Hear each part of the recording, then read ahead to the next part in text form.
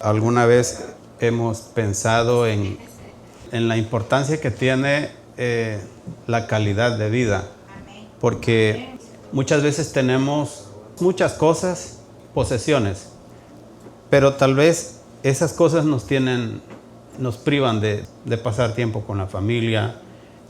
A veces las personas tienen, qué sé yo, una casa o una propiedad, pero por causa del trabajo no puede ni siquiera disfrutar de la piscina que tiene, ¿verdad? Entonces, lo que quiero decir es que algunas veces queremos tener cosas grandes y en realidad no nos damos cuenta que lo que tenemos ahora, aunque tal vez es poco, está bien. Muchas veces no valoramos, ¿verdad?, lo que tenemos. Y en realidad, por ejemplo, la salud. La salud es demasiado importante y la tenemos, ¿verdad? O sea, hay muchas cosas que tenemos y a veces no las valoramos. Entonces, hay que estar agradecidos con Dios por las cosas buenas que tenemos. Gloria a Dios. Vamos a abrir nuestras Biblias en la carta de Santiago, capítulo 4. Esta noche vamos a hablar acerca de el peligro de la soberbia. Y vamos a leer el versículo 9. Vamos en orden estudiando esta escritura. Por lo tanto, pues hay diferentes temas que hemos venido tocando. Temas muy importantes. Entonces, pero el tema de esta noche es el peligro de la soberbia. Santiago, vamos a leer el capítulo 4, versículo 6. Dice así: pero Él da mayor gracia. Por esto dice, Dios resiste a los soberbios y da gracia a los humildes. Oramos. Amado Dios, te agradecemos en esta hora porque nos permites estar en este lugar y tener la salud para poder estar aquí. Gracias. Te pedimos, Dios, que hables a nuestras vidas, que podamos ser edificados por medio de tu palabra. Gracias, en el nombre de Jesús. Amén. Gloria a Dios. Pueden sentarse. Originalmente quería compartir un poco sobre ambas cosas, sobre la soberbia y sobre la humildad, porque aquí habla en el versículo de ambas cosas. Pero iba a ser un tema un poco amplio y no nos iba a alcanzar 35 minutos. Por eso pues lo vamos a dividir en dos partes. Ahorita vamos a hablar sobre el peligro de la soberbia. Esa es una cosa que pasa mucho, ¿verdad? De hecho, la soberbia es uno de los pecados más antiguos y peligrosos de la humanidad, ¿verdad? Incluso fue la causa de la caída de Satanás. Él estaba en un lugar hermoso, junto a la presencia de Dios, pero su soberbia, su arrogancia, lo llevó a la caída, a la desgracia. Entonces es una cosa muy grave y Dios trata de manera muy particular. Una cosa es que cometamos un error, porque como dice el hermano, somos humanos. Pero otra cosa es cuando tenemos soberbia en nuestra vida, porque eso ya tiene que ver con con la arrogancia y ya es ir en contra de Dios. Y vamos a estar desarrollando el tema. Pero fue la causa de la caída de Satanás. Y también la soberbia estuvo detrás de muchos fracasos espirituales en las Escrituras. Hay muchos ejemplos, ¿verdad? Y continúa siendo un enemigo silencioso en la vida del creyente. Continúa. Y estaba leyendo algo que dice que la soberbia se puede esconder detrás de los talentos. ¿Se ha dado cuenta cuánta gente talentosa en las iglesias?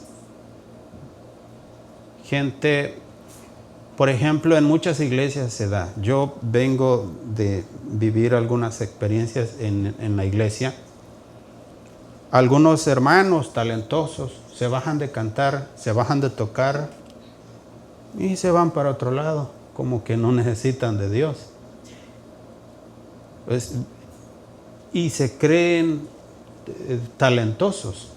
Y sí son talentosos. Y sí tienen talento. Pero llenos de arrogancia. Cuando deberíamos de estar más atentos. Porque mientras estamos desempeñando un ministerio, desarrollando un ministerio, debemos de estar más de la mano con Dios. Porque somos un conducto de bendición. Pero eso es una cosa que no todos lo apreciamos de esa manera. Y debemos de aprender. Y por eso le digo que muchas veces la soberbia se manifiesta de maneras que a veces no pensamos, ¿verdad? Ah, el hermano, la hermana, qué talentosa, qué talentoso. Le voy a poner un ejemplo. Mientras yo estaba en el ministerio, en el ministerio misionero, yo era el director del grupo de alabanza. Organizaba eventos de vez en cuando, eventos juveniles, bastante grandes, llegaban 500, 600 personas. Estábamos organizando un evento juvenil y me acuerdo que había un muchacho talentoso, tocaba la guitarra muy bien. Del tiempo que yo estuve en ese ministerio no he conocido a alguien que fuera mejor que él.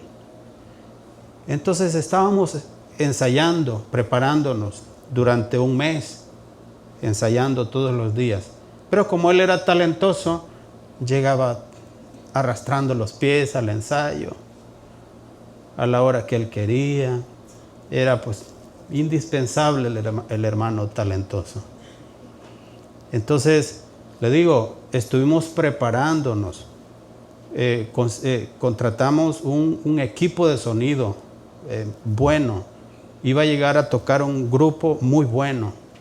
Y nosotros, que éramos de casa, pues estábamos preparándonos para hacer lo mejor que podíamos. Y entonces el hermano llegaba siempre a la hora que quería. Y así, una y otra vez. Y yo platico con él, le digo, mira, no puedes estar así porque esto no es un juego. Las cosas se hacen bien, es para Dios. Ok, escuchaba, asumía que sí. Pero siempre lo mismo. La tarde del evento también se le antojó, o no sé si fue el día anterior o el mismo evento, se le antojó también llegar a la hora que él quería. Y pues ni modo, tuve que disciplinarlo.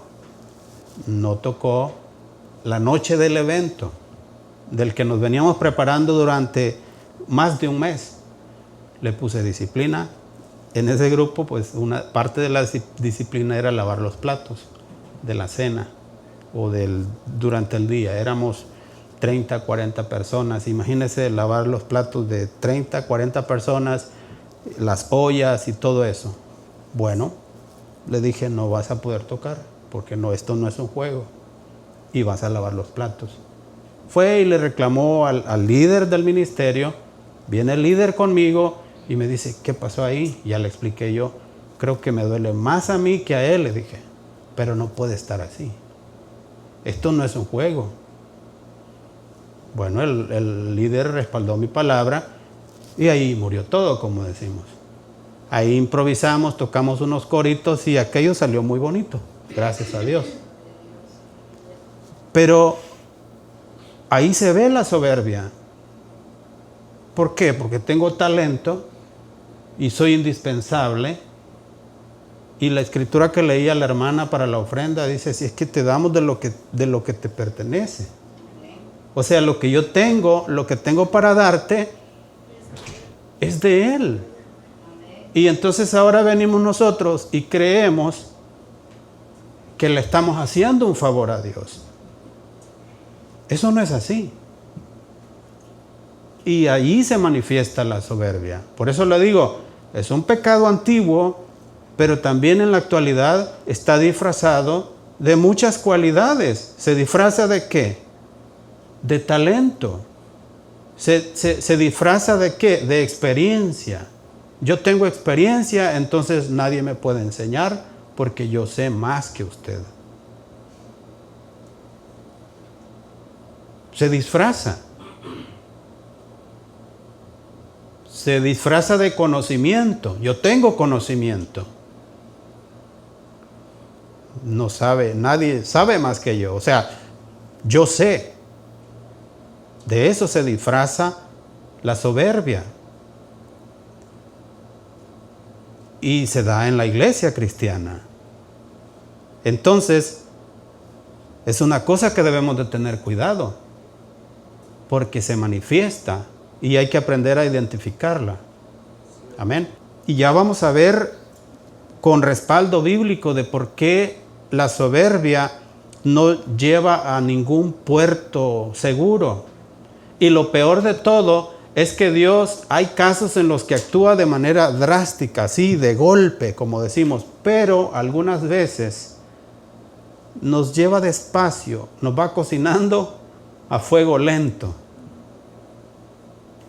La soberbia, punto número 1, la soberbia nos enfrenta a Dios. Como decía el versículo 6, pero Él da mayor gracia. Por esto dice, Dios resiste a los soberbios.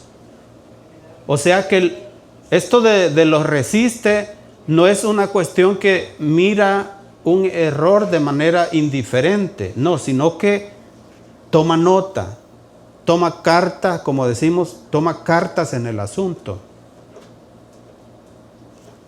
Eso es lo que provoca la soberbia. Y el ejemplo perfecto, o uno de tantos, es el faraón de Egipto. Éxodo capítulo 5, versículo 2. A este Dios lo cocinó a fuego lento. Y vayamos tomando nota. Pasó algún tiempo en el que el pueblo de Israel estaba en Egipto, se hizo grande, pero llegó a un punto en el que los hicieron esclavos ahí, en ese pueblo. Y los estaban maltratando y llevaban mucho tiempo de esclavos. Entonces Dios vio la angustia de ellos y levantó a un libertador, levantó a Moisés y lo mandó para que hablara con el faraón y le dijera el mensaje de libertad para el pueblo.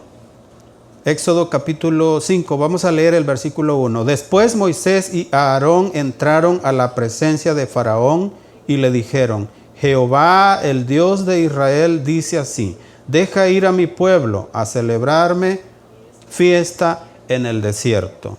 Y luego dice, y Faraón respondió, ¿quién es Jehová para que yo oiga su voz y deje ir a Israel? Yo no conozco a Jehová ni tampoco dejaré ir a Israel. Esa fue la respuesta del faraón. Un hombre que era poderoso, se sentía autosuficiente. Entonces el problema es que la soberbia nos enfrenta a Dios, nos hace depender de nosotros mismos, creer que nosotros tenemos la capacidad. Y si tenemos el poder, y lo peor de todo, dicen por ahí que el dinero cambia a las personas. Y eso no es cierto.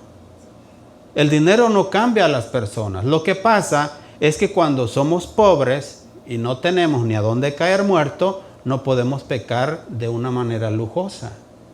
Esa es la diferencia. Pero cuando tenemos mucho dinero, podemos pecar de maneras que un pobre no puede hacer. El dinero no cambia a las personas, solamente refleja lo que hay en nuestro corazón. Como tengo dinero, eso también está relacionado con el poder. Tengo dinero, le puedo decir a cualquiera, con arrogancia, ve a comprar tal y tal cosa, ¿verdad? Porque tengo dinero y tengo poder. Y hace que muchas veces las personas se sientan autosuficientes. El faraón tenía poder, tenía dinero, tenía riquezas y tenía a un pueblo esclavizado. Entonces, ¿pero qué sucede? Que con Dios no se puede jugar. No se puede jugar. Moisés y Aarón le pidieron al faraón que dejara libre a su pueblo. Lo que hizo el faraón fue endureció su corazón y ordenó que inmediatamente se le dijera al pueblo de Israel que estaba esclavizando y hacían adobes con barro, les dijo que ya no les dieran paja para echarle al barro para hacer los adobes, que al contrario, que ellos fueran a buscarlo por su propia cuenta, pero que el número de adobes que estaban haciendo, que ese número no tenía que disminuir. O sea, les puso una carga todavía más fuerte. Y el pueblo, y que si no cumplían con el número establecido, entonces los capataces que dirigían a los esclavos iban a pagar las consecuencias y los iban a castigar. Y eso fue lo que sucedió. Muchas veces uno quiere que Dios responda las cosas de manera rápida, aun cuando lo que le pedimos es misericordia en alguna situación complicada. Pero a veces el proceso de Dios es muy largo. Va a un estilo que no es nuestro estilo. La forma, el ritmo de Dios es diferente. Entonces, en vez de que el faraón escuchara la palabra de Moisés y Aarón, lo que hizo fue endurecer y actuó con mayor rigor. Pero entonces Dios intervino y empezó a mandar las plagas. La primera plaga convirtió el agua del río Nilo en sangre, que el río Nilo es lo que le da vida a Egipto. Yo he estado ahí y es una belleza. Estamos hablando de una ciudad en medio del desierto. Lo único que le da vida es el agua del río Nilo. Entonces, la fuente principal de vida, Dios les mandó el castigo y esa agua la convirtió en sangre para ablandar el corazón del faraón. ¿Y qué hizo el faraón? Sí, se ablandó por un momento, pero después se volvió a endurecer su corazón. Esa es la soberbia, que se cree que la persona, porque tiene dinero, porque tiene poder, porque tiene talento, ponía el ejemplo, porque se ve de una manera tan oculta. Yo me acuerdo hace muchos años, 25 años tal vez, andábamos en las misiones, íbamos a unas iglesias y me acuerdo que en El Salvador, en un pueblo pequeño, creo que se llama San Simón, fuimos al culto un domingo por la mañana. El pastor, una iglesia muy sencilla, muy pequeña, el pastor estaba predicando y se levanta un miembro de la iglesia y le dice: pastor, ¿puedo decir algo? Y dice el hermano: diga. Y le dice: ¿y usted por qué es tan metido? Solo porque estaba tocando un tema que, no sé, él estaba predicando. Pero lo que sí recuerdo es que cómo puedes irrespetar a una persona que está compartiendo la palabra de Dios. Puedes estar o no de acuerdo. No tiene que estar. Las personas no tienen que estar de acuerdo en todo. Pero si es algo que Dios te llama o que te reprende, ¿por qué reaccionar de una manera de esa forma? Entonces, pero el punto es el peligro de cómo muchas veces se manifiesta la soberbia. Por eso he puesto diferentes niveles, ¿verdad? De persona que está en una posición de autoridad, persona que tiene talento, que cree que es intocable, una persona como ese miembro que dice: ¿y usted por qué es tan metido? No puedes irrespetar a alguien así. ¿No estás de acuerdo? Pues no hay problema, no estás de acuerdo, pero no te metas, como dicen, en camisa de 11 varas, porque es Dios el que habla y que también se la va a arreglar contigo.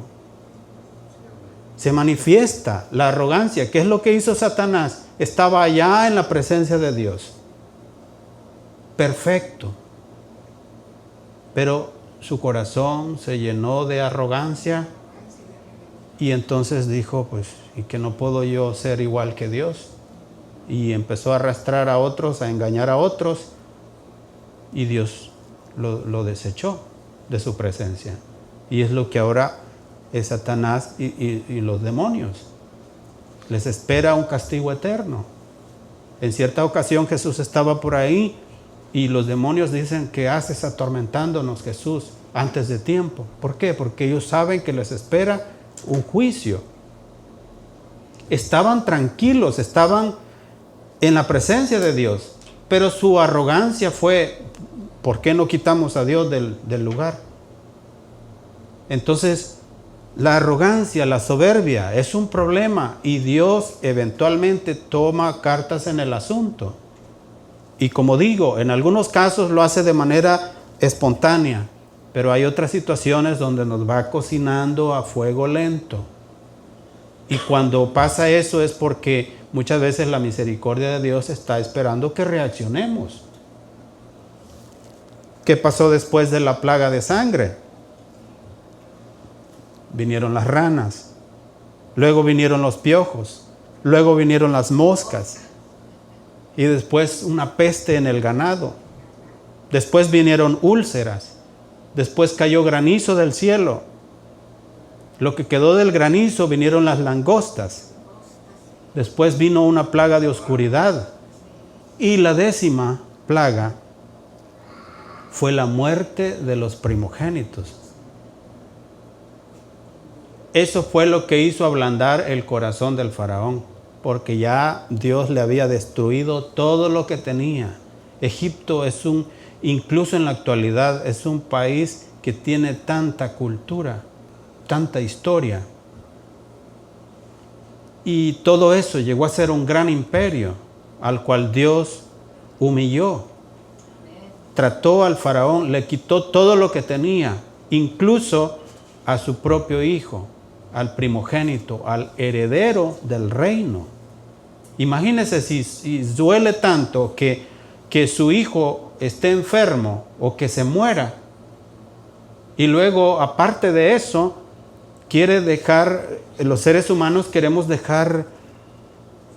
ser recordados, queremos dejar nuestra descendencia, ¿verdad? Que haya alguien que venga después de nosotros. Pues él, el faraón, el que dijo: ¿y quién es ese Dios para que yo lo oiga y deje ir a mi pueblo? El arrogante, el que lo sabía todo, el que se las sabía todas, ahorita está siendo procesado, siendo cocinado a fuego lento. En Éxodo 12, 29 al 36, habla de la muerte de los primogénitos. Éxodo 12, 29 al 36. Dice: y aconteció que a la medianoche Jehová hirió a todo primogénito en la tierra de Egipto, desde el primogénito del faraón que se sentaba sobre su trono hasta el primogénito del cautivo que estaba en la cárcel, y todo primogénito de los animales. Y se levantó aquella noche Faraón, y él y todos sus siervos y todos los egipcios, y hubo un gran clamor en Egipto, porque no había casa donde no hubiese un muerto. E hizo llamar a Moisés y a Aarón de noche y les dijo: salid de en medio de mi pueblo, vosotros y los hijos de Israel, e id, servid a Jehová, como habéis dicho. ¿Que no podía hacer eso antes? Se da cuenta que es la soberbia, es la que muchas veces nos hace cerrar nuestros ojos y no dimensionar lo que puede venir más adelante. Dice, ¿dónde nos quedamos? 31. Ok, leemos el 32. Tomad también vuestras ovejas y vuestras vacas, como habéis dicho, e idos, y bendecidme también a mí. Y los egipcios apremiaban al pueblo, dándose prisa a echarlos de la tierra, porque decían: todos somos muertos. Y llevó el pueblo su masa antes de que se leudase, sus masas envueltas en sus sábanas sobre sus hombros. E hicieron los hijos de Israel conforme al mandamiento de Moisés, pidiendo de los egipcios alhajas de plata y de oro, y vestidos. Y Jehová dio gracia al pueblo delante de los egipcios y les dieron cuanto pedían. Así despojaron a los egipcios. Imagínense, al final hasta despojaron, hasta desplumaron pues a los egipcios. Y eso lo pudieron haber hecho antes, si el faraón hubiera sido sensible. Pero tuvo que mandar un montón de plagas. Dejaron sin nada, pero ahí no se termina todo. Hay un corito, ¿verdad? Echó a la mar los carros del faraón. No solamente despojaron de todo lo que tenía y le quitó a los primogénitos de Egipto, sino que los dejó ir al desierto. Pero mientras estaban en el desierto, llegaron a un punto en el cual aparentemente estaban encerrados, porque no podían cruzar el mar Rojo. Y entonces el corazón del faraón se endureció nuevamente y dice: ¿qué es lo que hemos hecho? ¿Por qué los mandamos? ¿Por qué los dejamos escapar? Y entonces él se preparó con todo su ejército y fue a perseguir al pueblo de Israel. Pero Dios se manifestó. Gloria a Dios, aleluya. Gloria a Dios. Dios se manifestó. Entonces, Éxodo 14:21 dice: y extendió Moisés su mano sobre el mar, e hizo Jehová que el mar se retirase por recio viento oriental toda aquella noche, y volvió el mar en seco, y las aguas quedaron divididas. Entonces los hijos de Israel entraron por en medio del mar en seco, teniendo las aguas como muro a su derecha y a su izquierda. Y siguiéndolos los egipcios, entraron tras ellos hasta la mitad del mar, toda la caballería del faraón, sus carros y su gente de a caballo. Aconteció a la vigilia de la mañana que Jehová miró el campamento de los egipcios desde la columna de fuego y nube, y trastornó el campamento de los egipcios, y quitó las ruedas de sus carros y los trastornó gravemente. Entonces los egipcios dijeron: huyamos de delante de Israel, porque Jehová pelea por ellos contra los egipcios. Y Jehová dijo a Moisés: extiende tu mano sobre el mar, para que las aguas vuelvan sobre los egipcios, sobre sus carros y sobre su caballería. Entonces Moisés extendió su mano sobre el mar, y cuando amanecía, el mar se volvió en toda su fuerza, y los egipcios al huir se encontraban con el mar, y Jehová derribó a los egipcios en medio del mar, y volvieron las aguas, y cubrieron los carros y la caballería, y todo el ejército de Faraón que había entrado tras ellos en el mar, no quedó de ellos ni uno. Y los hijos de Israel fueron por en medio del mar en seco, teniendo las aguas por muro a su derecha y a su izquierda. Así salvó Jehová aquel día a Israel de mano de los egipcios, e Israel vio a los egipcios muertos a la orilla del mar. Y vio Israel aquel grande hecho que Jehová ejecutó contra los egipcios, y el pueblo temió a Jehová, y creyeron a Jehová y Moisés su siervo. Pero me llama la atención que el faraón no está entre los ahogados. Se libró. Pero qué cosa más fuerte, que te permita Dios mirar tu propia desgracia. Se quedó sin la riqueza, se quedó sin los esclavos, sin la riqueza que tenía, se quedó sin el ejército. ¿Cómo puede ir a conquistar y volver a levantar al imperio? Se quedó sin nada. Y todavía Dios le permitió mirar su propia desgracia. Es lo que Dios hace con la soberbia, ¿verdad? Del que cree que se las sabe todas. Tarde o temprano, Dios va a arreglar cuentas con él, con ella. Es así. Por eso debemos de ser cuidadosos con la soberbia de nuestro corazón.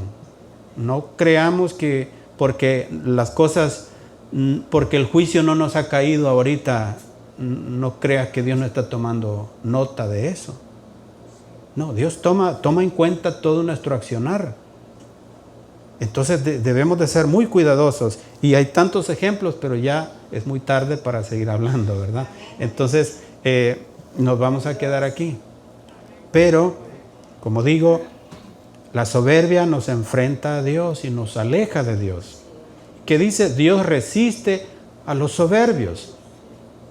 Debemos examinar nuestro corazón y rendir cada área de nuestra vida al Señor. Ser humildes. Y la humildad es de lo que vamos a hablar el jueves que viene. Gloria a Dios. Puestos de pie. Amado Dios, en esta hora queremos suplicarte, Señor, que nos ayudes. Que si muchas veces nuestra misma arrogancia no nos permite ver que a veces estamos mal, te pedimos, Dios, que abras nuestros ojos y nos ayudes a ser sensibles para poder escuchar tu voz. Oh Dios, ayúdanos, líbranos de la arrogancia, líbranos de la soberbia y ayúdanos más bien a aprender de ti, a estar dispuestos a ser dóciles para que tú transformes nuestras vidas, así como el barro en manos del alfarero. Necesitamos de ti, Señor. Necesitamos de ti cada día. Bendice que tu palabra, Señor, lleve fruto en nuestras vidas. Gracias, Padre, por tu palabra, en el nombre de Jesús. Amén. Gloria a Dios. Pueden sentarse.